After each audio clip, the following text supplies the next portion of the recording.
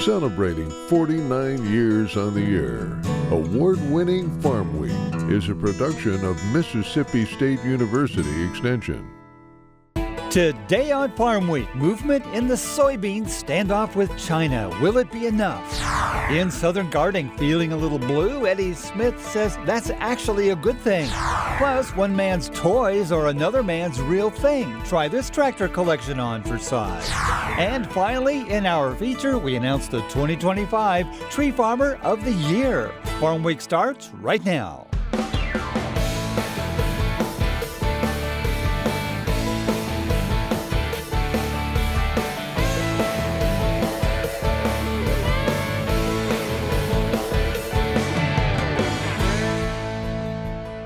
Hello everyone, I'm Zach Ashmore. And I'm Mike Russell. Great to have you with us again here on Farm Week. The Chinese announced a purchase of U.S. soybeans hours before a meeting between Presidents Trump and Xi. Trump rated that meeting highly, but when will there be a signed document on the verbal agreement? Peter Tubbs reports. Large amounts, tremendous amounts of the soybeans and other farm products are going to be purchased immediately, starting immediately. If you notice, President Xi authorized yesterday for China to start. Did you know that? The details of the announcement included a promise to buy 12 million metric tons of soybeans in the final months of 2025 and a minimum of 25 million metric tons annually for the next 3 years. This year, China purchased 5 million metric tons of soybeans before halting purchases in May. The status of Chinese tariffs on American agricultural products remains in word only, as details and documents are still unclear, as is the status of U.S. tariffs on Chinese products.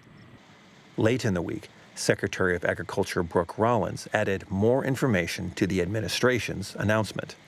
I think is a huge win for our soybean farmers in the short term. But the long term, the conversations have to continue. We can't be so reliant on one market for our farmers to sell in, because hopefully we're happy kumbayaing together for a long time with China, but we may not be. China has purchased an average of 25% of the U.S. soybean crop over the last 15 years. The cattle complex is still sorting last week's news about increasing imports from Argentina and other impacts the administration may have had in the futures and cash markets. You know, we're in such a tenuous political and economic environment, broadly speaking, that the market is just really sensitive and really jumpy about anything. A meeting with top agricultural officials from the U.S. and Mexico ended with no changes to the border policy, keeping Mexican cattle from being imported into the U.S. and keeping domestic supplies in the feedlot tight, mostly because of concerns over the New World screwworm. We absolutely have to have those imports in order to sustain a critical ground beef market in the U.S. 40 to 45% of our total beef consumption in this country is ground beef. Peel adds that prices for all cuts are going to rise because of the factors pushing on the market right now. A limited supply of live animals because of herd liquidation due to drought. If you watched our stories on the Mississippi flywheelers dating back all the way to 1999, you understand the appeal of old tractors and all the memories they bring back. In Iowa, a businessman has a larger-than-life collection, but finally parted with a few of his old farm machines. Reporter Bo Bowen has more. Some of them are huge and some of them are really super small. Like kids in a candy shop. My dad had like that one down there with steel. Folks from all over the Midwest are flocking to Williamsburg to get a look at the classic tractors that will soon be up for sale. Of course, they all run. What you see in this room is about 1/6 of John Kenzabah's total collection that he started in 1979. Did you know it was going to kind of turn into this at the time? Oh, I knew the number I would have. I was shooting for a number. Yeah, oh, sure.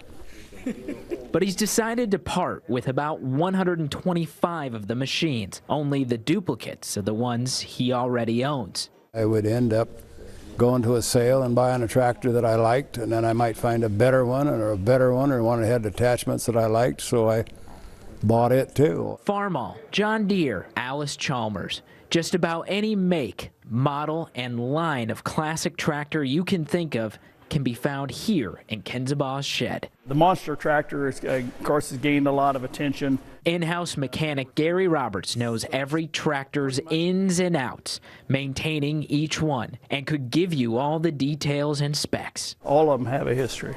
But Gary can also tell you the stories etched into each engine, told to him by the descendants of the original owners. As the tour went on, and he got up and took a look, and he says, yeah, that's Grandpa's. He says, see the oil can? The oil can in the back, and the platform. He said, us grandkids used to stand on that platform. And I know that's Grandpa's tractor. That's what makes them special. Is it hard to part with them, or not so much just because they are duplicates? No, Gary, you met Gary down there, he's taking it harder than I am, I think. The tire tracks may be buried deep in the thousands of fields all across our state, but the machines that helped feed America, they're still here. And for those like Kenzabaw, that means something. It's a sickness, you know, it's a disease. It's contagious, you got to be careful. In case you were wondering, here's just a few of the old tractors for sale: a 1937 John Deere, a 1938 Farmall, a 1951 Oliver 88 industrial tractor, and a Ford 901 tractor and loader. Just 4 of the 125 tractors up for sale. Sometimes there's no better color in the landscape than blue in all its glory. This week in our Southern Gardening segment, Eddie Smith heads to Wesson, Mississippi, south of Jackson, for a little blue showcase. Here's Eddie.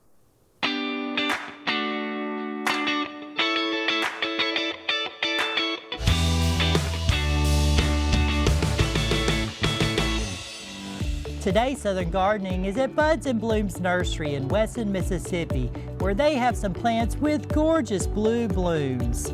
Let's take a look at some of these plants. One of my favorites, Blew My Mind, is cherished for its striking, true blue, funnel-shaped flowers and silvery green foliage. This low-growing perennial is a heat-tolerant plant that thrives in full sun and makes a great ground cover in warmer climates. Gardeners in cooler climates often treat it as an annual. Another one of my favorites, Blue Plumbago, is a fast-growing plant admired for its clusters of delicate sky blue flowers produced in late spring through fall. It has a sprawling growth habit and is ideal for zones 8 through 11. In warmer climates, it can be grown as a perennial, while in cooler areas, it is treated as an annual or brought indoors for the winter. To promote more abundant blooms, plant in an area that gets at least 6 hours of direct sunlight and provide monthly feedings with a balanced fertilizer during the growing season. Lastly, the Peter III aster is a striking variety of aster, featuring daisy-like blue flowers that bloom in late summer and fall. This hardy perennial has a compact growth habit and thrives in full sun or partial shade. It prefers well-drained soil and regular watering, especially during dry spells. Deadheading spent blooms encourages continuous flowering. Suitable for zones 4 through 8, Peter III Blue Aster is cold hardy and returns reliably each year. As you can see, plants with blue blooms can make a beautiful addition to your landscape. I'm Eddie Smith, and I will see you next time on Southern Gardening. Take a break right here, but don't go away. Coming up in our Farm Week future, we announce this year's Mississippi Tree Farmer of the Year. The 2025 winter is unique. We did some research and no one has heard of a tree farmer quite like this one. 1,300 acres total, about a third of it used for recreation. One of the premier sites of its type in the Southeast, drawing visitors from several states. Are you curious? The Tree Farmer of the Year, coming up. Don't go away.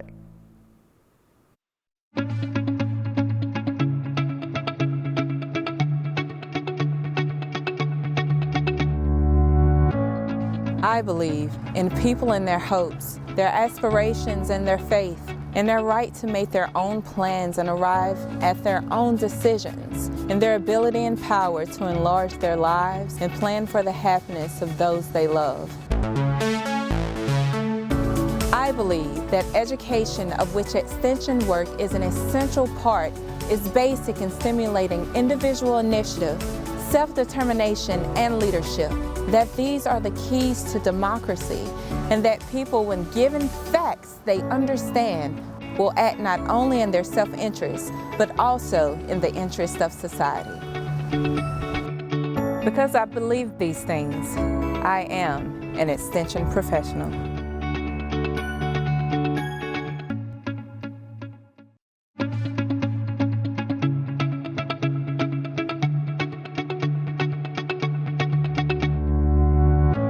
I believe in people and their hopes, their aspirations, and their faith. I believe in intellectual freedom to search for and present the truth without bias and with courteous tolerance toward the views of others. I believe that education is a lifelong process and the greatest university is the home.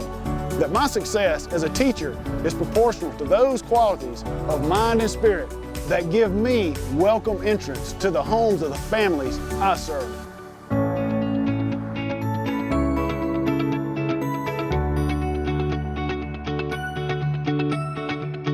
Because I believe these things, I am an extension professional.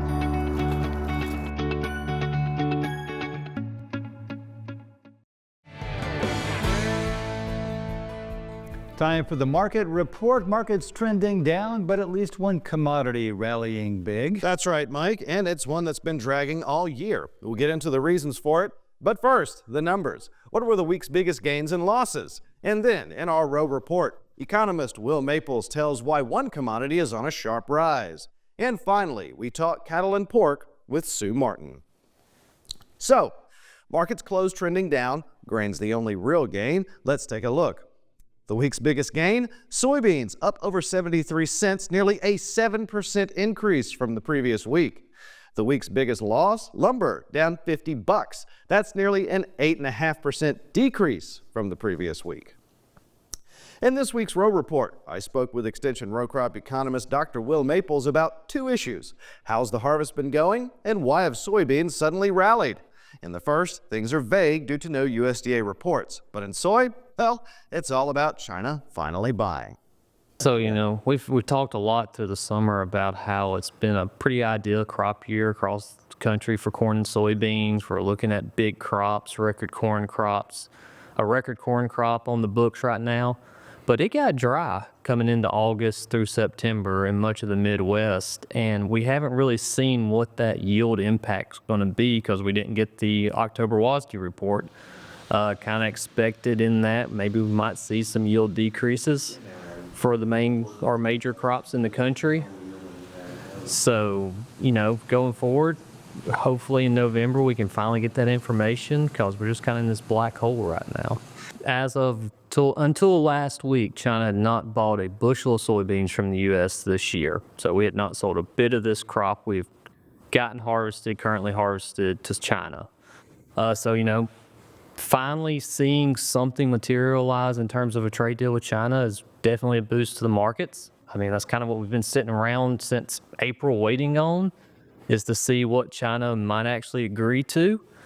So they got a framework of a deal in place. I don't believe it's actually been signed yet, but they're going to agree to buy 25 million tons of soybeans over the next 3 years, each year, 25 million each year, which basically is what they have been historically purchasing from the U.S. So that's just the floor though. So it's good to know if the deal materializes, it actually does happen, that the market's got that floor to it at least. But, you know, it's also going to be important though too in this deal. They've been buying a lot from Brazil. The key is going to be to see where those tariff rates actually come down to. They've only got a 3% tariff on Brazilian soybeans, and they got a 23% tariff on U.S. soybeans right now. So depending how far that tariff actually does come down, do we stay competitive with Brazil at that point? Because at the end of the day, the economics is still going to drive these purchases. The private folks in China they're still going to want to buy the beans where they're cheapest. So kind of seeing where this deal actually ends up, how competitive we are against Brazil, is going to be a big key to if they actually meet these numbers. In our livestock report, market analyst Sue Martin gets into the details on why cattle prices currently falling and what she thinks will be the turnaround point, along with what's currently moving the hog markets. We didn't make the higher highs in September. Instead, we had an inside down month, and then we came back in October, took out the lows of September, and then flew and took out and made new all-time highs on every single contract, with the exception of taking out the August contract high in August. So the market, I believe, has topped, and the psychology has changed. And one thing we have to keep in mind, going back to 1975-76, every year, first off, in those years, I would have to say there were 4 other years similar to this one, where the June contract made the highs for the year. Then the August came up and took the June highs out and made higher highs. One of those years, now 2 of those years have made the high in August. One of those years put the high in September, one in October, and one in November. All of the years broke into December. And I think our market's going to go down in December. I don't care if we make an inside up month in November. I think it's going to roll right back over and fall. I think the one thing, so I'm thinking that he'll get a better chance to buy heifers cheaper next year than this year. Now, a year of a 6, we're ending a year of a 6 next year. All of them has taken, since 1975-76, every one of them has closed lower at the end of a year of a 6 than you did at the end of a year of a 5. And I think the hog market seems like we're following with marketings and what have you, similar to what the pig crop report indicated. So the USDA might be a little more on target this time. But I do think the hog market's in line for a nice little corrective rally. Will it be one that holds us all the way into February? A lot of times you'll rally hogs into February. But I think you'll rally, pull back, and then we might try to make another effort. But I wouldn't sell hogs here. I wouldn't do that. And that's it for a deeper look into the markets. Seems soybeans finally getting a break. It's about time. While cattle looking bullish for a bit. Mike? Thanks, Zach. As the managing editor of Farm Week over the last 8 years with Zach's help, we've done a lot of forestry stories, all of them interesting, all of them representative of the beautiful forests in Mississippi and the hardworking, talented people who help manage the 20 million acres of forested land in this state. But the story you're about to watch about a tree farm in Copiah County and the 2025 Tree Farmer of the Year is extraordinary. As the man who wrote the nomination for the award said to me off camera, this tree farm is way out of the box.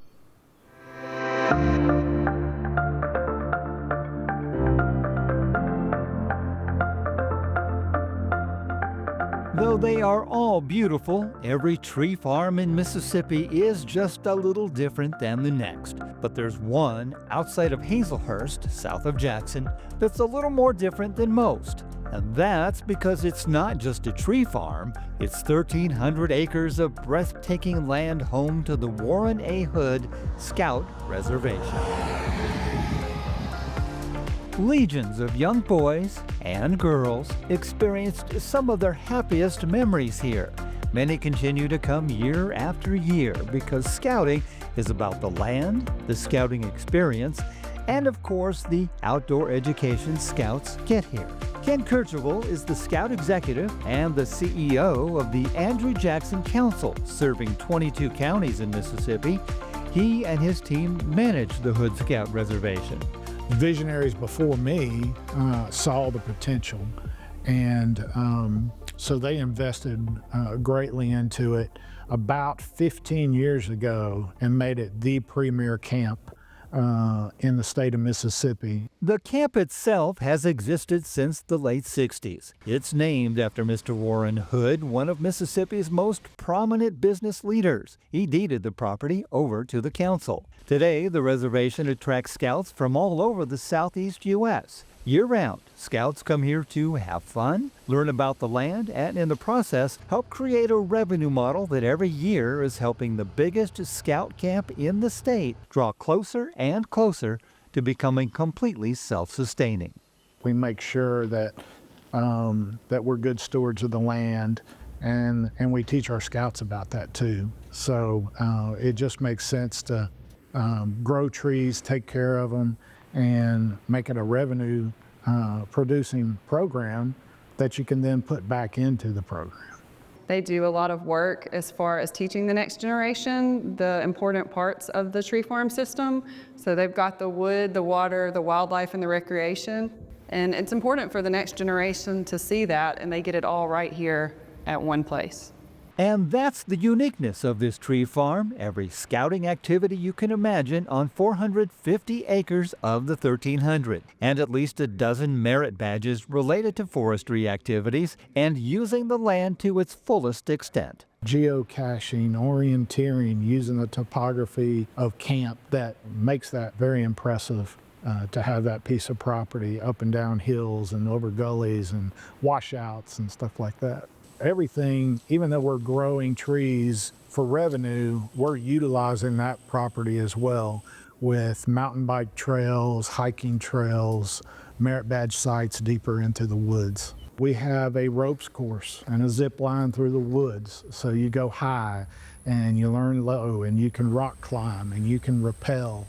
Waterfront's amazing. We got dueling water slides into a 110-acre lake. We've got the blob, where you jump off a raised area and launch a friend out into the lake. Canoes, kayaks, paddle boards, ski boat. And then we use the trails and stuff throughout camp. All the property to go trail riding the last 2 days after they've learned all the safety features. So mountain boarding, mountain biking, about anything you can think of in the outdoors we're doing out there at camp. Stephen Dickey nominated the Hood Scout Reservation for this year's Tree Farmer Award. He's the Region 3 Tree Farm Inspector and a consulting forester. If anyone understands the value of aligning scouting with tree farming, it's him. We don't have very many of these scout camps in the state. And this one here in particular has got a lot of timber on it, a lot of forest management. I'm very familiar with it. I thought it'd be a great nomination for Tree Farm of the Year, and very unusual because this is more of an education and leadership development for young people type camp. They use timber and timber management as part of that education. So it's quite an interesting little niche that we have here out in Copiah County. Davis Lovelace, byproducts manager for Weyerhaeuser, who spent many summers at this camp himself when he was younger, is chair of the Mississippi Tree Farm Committee. He helped choose this year's winner. Not only do they do great forest management, but they also use it as an educational tool to educate young boys and girls and adults as well on forest management and just general environmental education, and they do a great job of it. And they allow others to come in, such as Tree Farm or MFA, to help promote that amongst the youth. Revenue-wise, it's a mixture. The council uses scouting fees and fundraisers for general operating capital, short-term expenses. And the tree farm itself? What we use the tree farm for is maintaining the capital part of our camp. So the capital structure, so if you need a roof, if you need a new building, docks, new boats, new ATVs, those kind of things, that tree farm can provide all that. We got an amazing mixture out there. Me coming from Meridian, it was pine tree after pine tree after pine tree, but that's the one thing I love about Hood Scout Reservation is we have beautiful hardwoods, and then we have loblolly, and we actually have a really good stand of longleaf pine as well. Bottom line, the Hood Scout Reservation is magical in so many ways. A thriving tree farm, it's literally an outdoor school, one that hopefully for many decades to come will cradle the generations. There's a lot of great tree farmers out there, so for us to be able to get it and know that we're being recognized for what we're doing feels really good.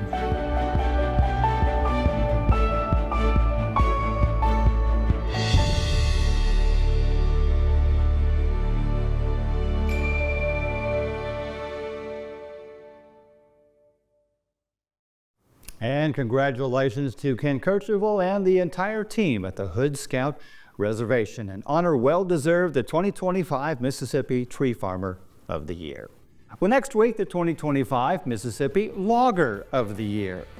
Timber is now the state's #2 ag commodity, nearly 20 million acres of forested land generating nearly $1.5 billion in revenue. Somebody has to harvest all that wood, and one of them is this year's top logger, a company in business for more than 2 decades. This team has a reputation like few others. The Mississippi Logger of the Year. That's next time on Farm Week. Remember, if you missed a story, look for past episodes of Farm Week on our website at farmweek.tv. And don't forget to follow us on Facebook and YouTube. See you next week. Thanks for watching.